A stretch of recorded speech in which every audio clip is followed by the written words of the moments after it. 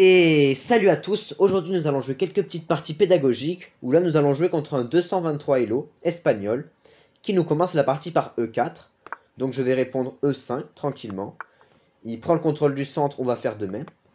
Et là il joue son premier coup un petit peu bizarre, c'est de mettre sa dame en H5. Et en fait son idée c'est qu'il veut faire le coup du berger. En fait il veut mettre son fou en C4.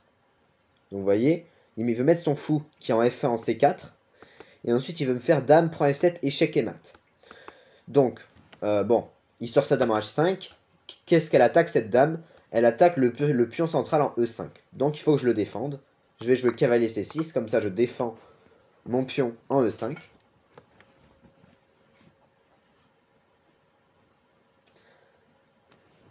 Et comme ça, s'il prend le pion en E5, je serai en capacité de reprendre du cavalier. Donc là, il me fait fou C4. Et en ce moment même, si c'était encore au blanc de jouer, eh bien il pourrait faire dame prend F7, échec et mat.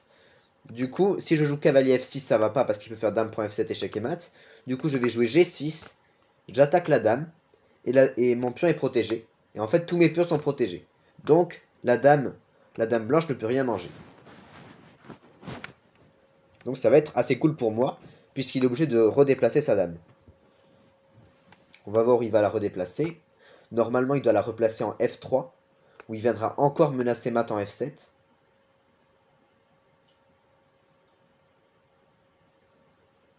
On va voir.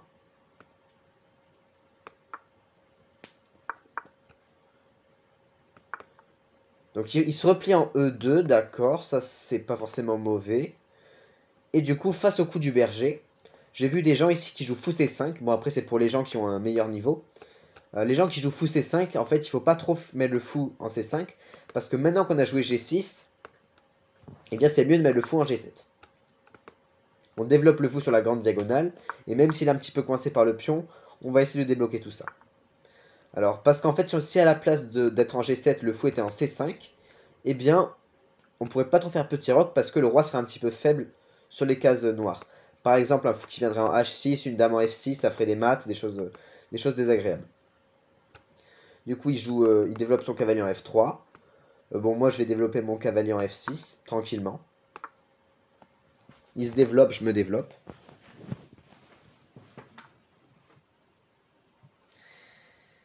Il joue D3, donc D3, c'est pas mal.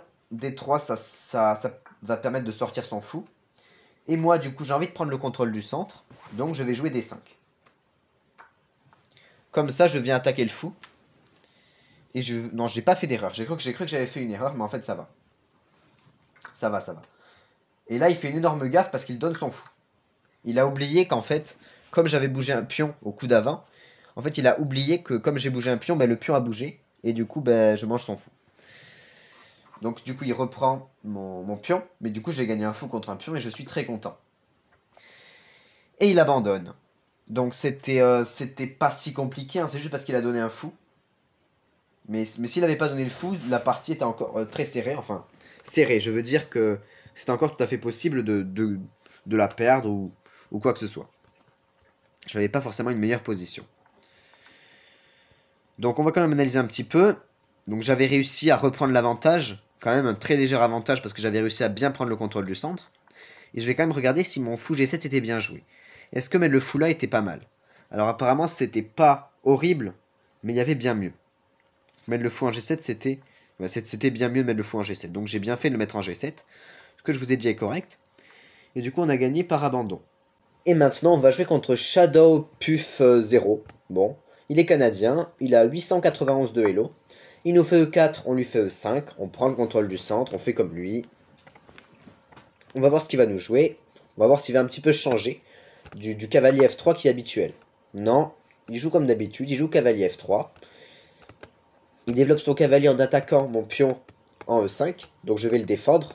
Cavalier C6, je défends mon pion. Et là, il joue D4.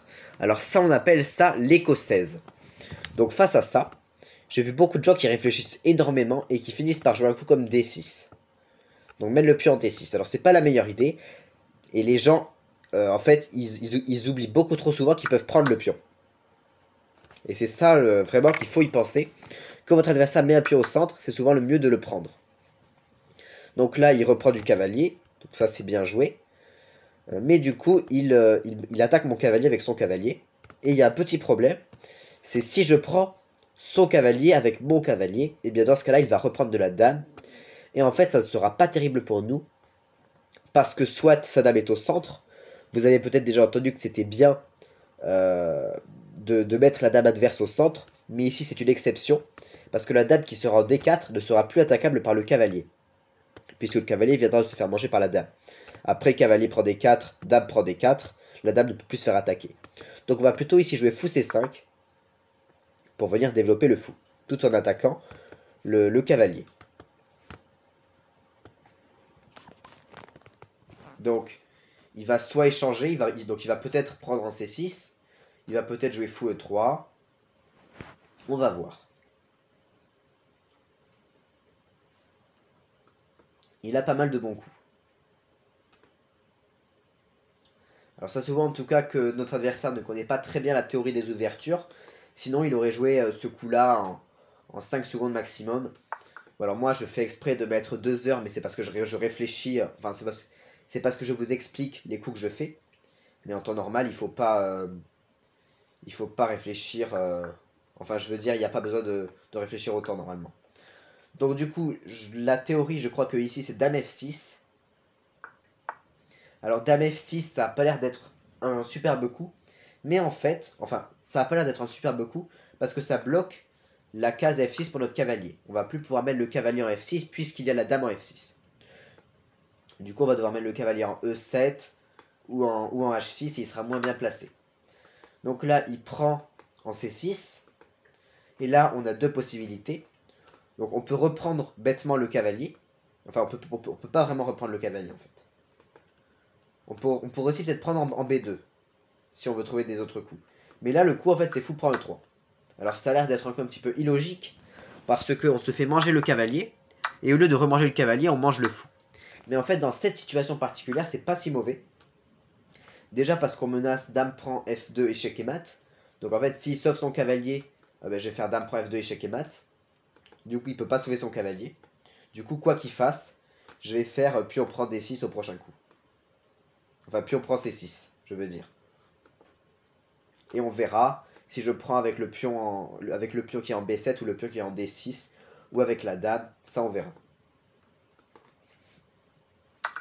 Il reprend mon fou. Donc du coup ça c'est bien joué de sa part, c'était son seul coup, hein. Il reprend mon fou. Et là on peut bêtement reprendre le cavalier, mais je pense qu'il y a mieux. Si je me trompe pas dans mes calculs, on peut faire dame H4 échec. Donc dame H4 échec, on menace le roi. Et le roi va être obligé de bouger.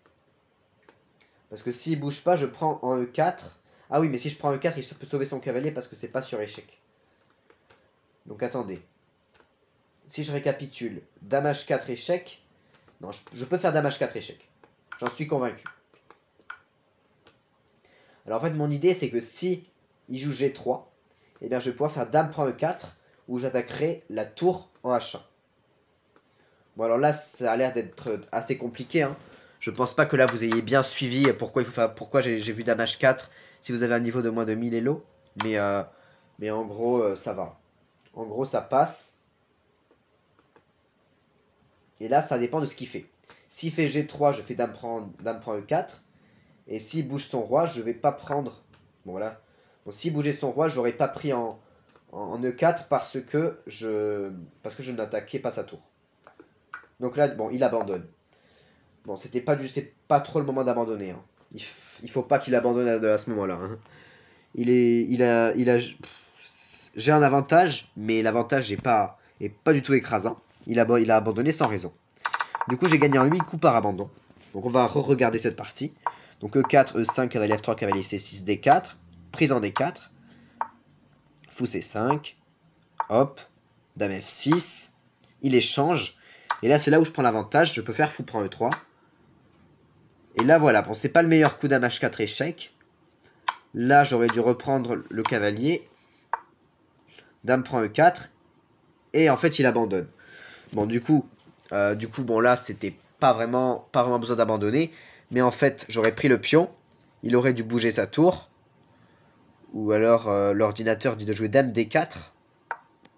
Alors Dame D4, oui, ça contre-attaque là-bas. Donc si je prends là, il prend là. Et il prend ma tour. Mais en gros, voilà, moi je pensais qu'il allait sauver sa tour. Et puis je prends le cavalier. Bon là, j'aurais pu prendre le pion sur échec. Mais s'il protégeait son pion en E3, bah j'aurais... S'il protégeait son pion en E3, bon, il fallait qu'il protège sa tour de toute façon. Donc il aurait sûrement bougé sa tour. J'aurais pris le pion, il aurait bougé ça. Enfin, il aurait fait Dame E2, sûrement, j'aurais échangé, j'aurais pris le cavalier. Et j'aurais eu un petit avantage de pion. Bon, du coup, il a quand même bien joué. On va quand même le féliciter. Et j'espère que cette vidéo vous a plu. Si c'est le cas, bah mettez un gros pouce bleu. Et puis moi, je vous dis ciao!